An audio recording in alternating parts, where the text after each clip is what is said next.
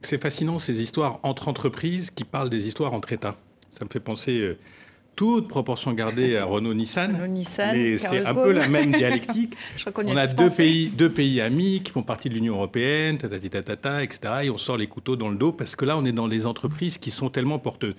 Juste pour rappeler quand même que dans le cas de Air France KLM, à l'origine, c'est KLM qui est sauvé par Air France. Faut pas l'oublier, on a racheté une compagnie qui était raide morte.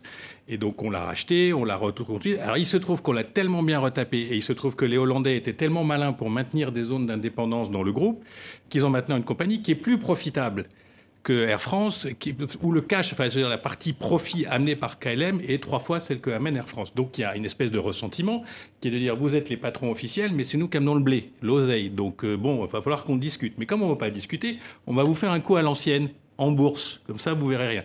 Tout ça est assez fascinant.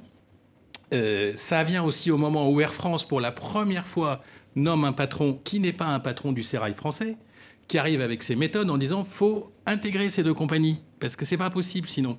Et là, c'est la révolution, le nationalisme se réveille avec ça.